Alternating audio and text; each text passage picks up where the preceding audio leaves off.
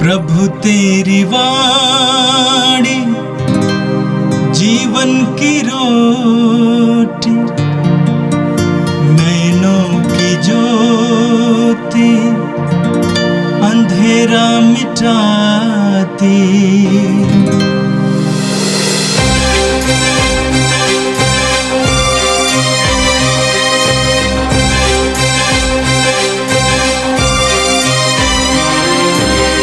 प्रभु तेरी वाणी जीवन की रोटी, नैनों की ज्योति अंधेरा मिटाती। प्रभु तेरी वाणी जीवन की रोटी, नैनों की ज्योति अंधेरा मिटाती। वाणी वाणी वाणी वाणी वाणी पवित्र है, शाश्वत है, जीवन का मन्ना है।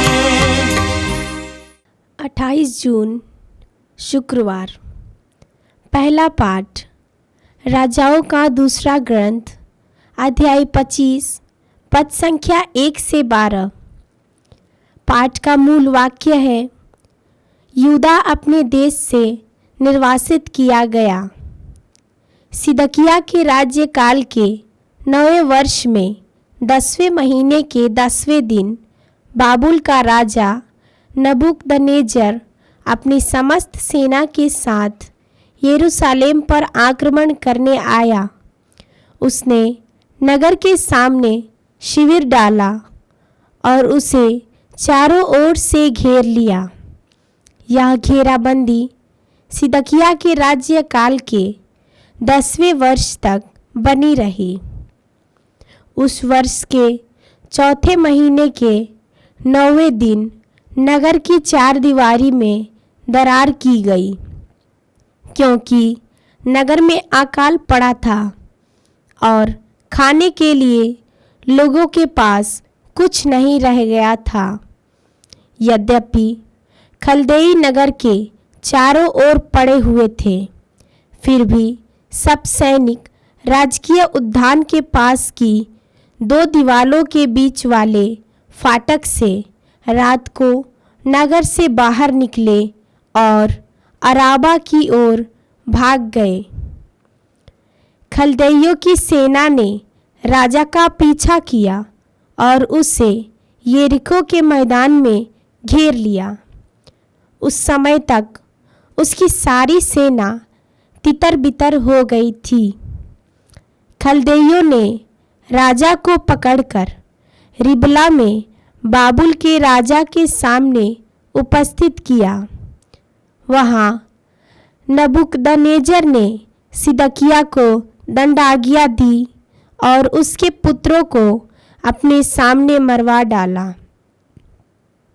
इसके बाद उसने सिदकिय्याह की आंखें निकाली और उसे कांसे की बेड़ियों से बांधकर बाबुल भेज दिया। बाबुल के राजा नबूकदनेस्सर के राज्यकाल के 19वें वर्ष में 5वें महीने के 7वें दिन बाबुल के राजा के सेनापति और उसके अंगरक्षकों के नायक नबूजरअदान ने यरूशलेम में प्रवेश किया। उसने प्रभु का मंदिर, राजा का महल और यरूशलेम के सब घर जला दिए। अंगरक्षकों के नायक के साथ जो खलदेई सेना आई थी, उसने यरूशलेम की चार दीवारी गिरा दी। नगर में जो निवासी रह गए थे, जो लोग बाबुल के राजा के समर्थक बन गए थे और जो भी कारीगर शेष रहे, उन सबों को अंगरक्षकों के नायक नबूजरअदान ने निर्वासित किया। उसने दाखबारियों और खेतों में काम करने के लिए जनसाधारण के कुछ ही लोगों को छोड़ दिया। यह प्रभु की वाणी है। संत मत्ती के अनुसार पवित्र सुसमाचार अध्याय 8 वाक्य 1 से 4 तक। ईसा पहाड़ी से उतरे, एक विशाल जन समूह उनके पीछे हो लिया। उस समय एक कोढ़ी उनके पास आया और उसने यह कहते हुए उन्हें दंडवत किया, प्रभु आप चाहें तो मुझे शुद्ध कर सकते हैं। ईसा ने हाथ बढ़ाकर यह कहते हुए उसका स्पर्श किया, मैं यही चाहता हूं, शुद्ध हो जाओ। उसी क्षण उसका कोढ़ दूर हो गया। ईसा ने उससे कहा, सावधान, किसी से कुछ ना कहो, जाकर अपने को याजक को दिखाओ और मूसा द्वारा निर्धारित भेंट चढ़ाओ, जिसे तुम्हारा स्वास्थ्य लाभ प्रमाणित हो जाए। यह प्रभु का दिव्य सुसमाचार है। ख्रिस्त प्रभु की जय। मेरे प्रिय भाई और बहनों, आज का पहला पाठ राजाओं की दूसरे ग्रंथ के अध्याय 25 से लिया गया था। आज के पाठ में हमने इस्राएली जनता के भयानक पतन के बारे में सुना। उसी इस्राएली जनता के पतन के बारे में जो ईश्वर की परम प्रिय चुनी हुई प्रजा थी, जिसका सच्चा राजा स्वयं ईश्वर था, संरक्षक ईश्वर था, सेनाध्यक्ष ईश्वर था, जिसके लिए ईश्वर लड़ता था, जिसके लिए ईश्वर ने बड़े बड़े चिन्ह और चमत्कार प्रकट किया था। लेकिन वही इस्राएली जनता राजा के साथ ईश्वर के प्रति कृतघ्न बन गई, ईश्वर की आज्ञाओं का भंग करने लगी और उस जनता का पतन हुआ राजा सिदकिय्याह के जमाने में, समय में, प्रशासन काल में। सिदकिय्याह के बारे में लिखा हुआ है अध्याय 24 में वाक्य 19 में, सिदकिय्याह ने वही किया जो प्रभु की दृष्टि में बुरा है।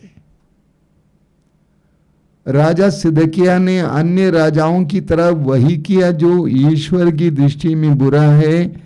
यरूशलेम और यूदा पर प्रभु इतना क्रुद्ध था कि उसने उन्हें अपने सामने से दूर करने का निश्चय किया।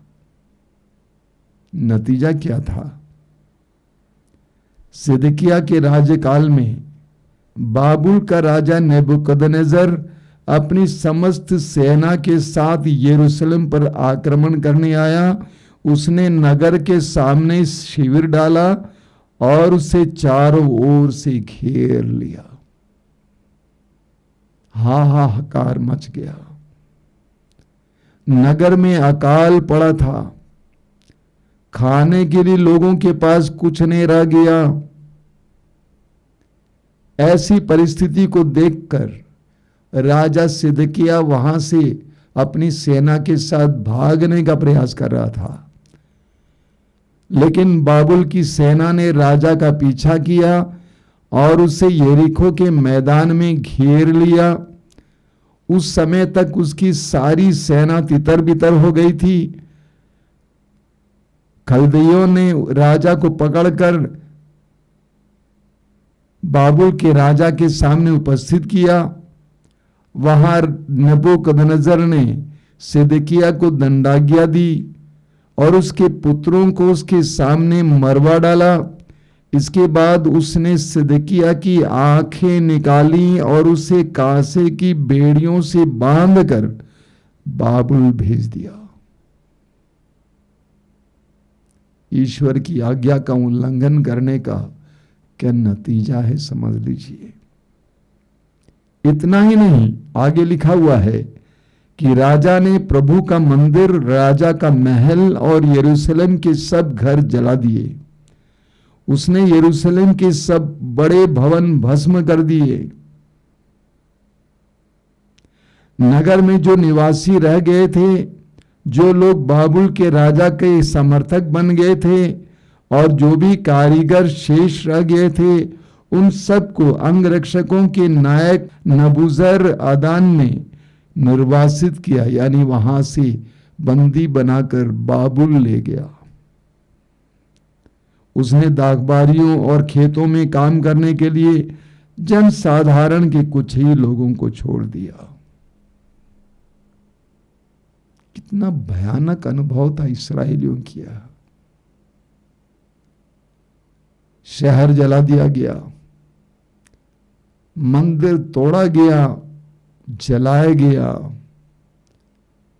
और अच्छे अच्छे लोग बंदी बनाकर ले जाए गए। पूरे यरूशलेम को तहस नहस कर दिया।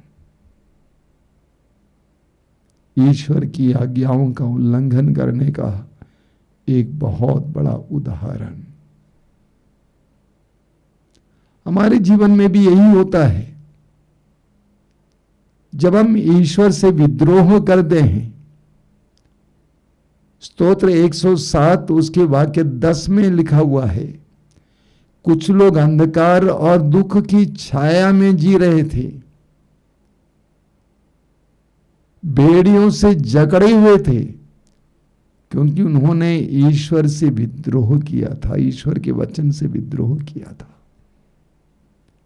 इस संसार में बहुत सारे लोग, विशेष करके विश्वासी और मसीही, दुखपूर्ण जीवन जीते हैं क्योंकि वे ईश्वर से विद्रोह करते हैं,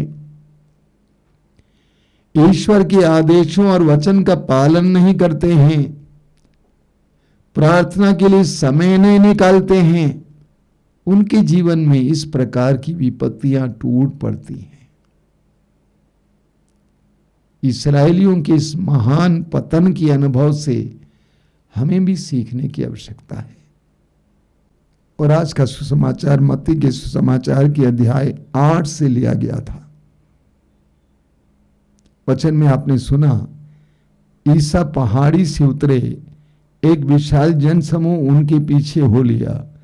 उस समय एक कोढ़ी उनके पास आया और उसने यह कहते हुए उन्हें दंडवत किया, प्रभु आप चाहें तो मुझे शुद्ध कर सकते हैं।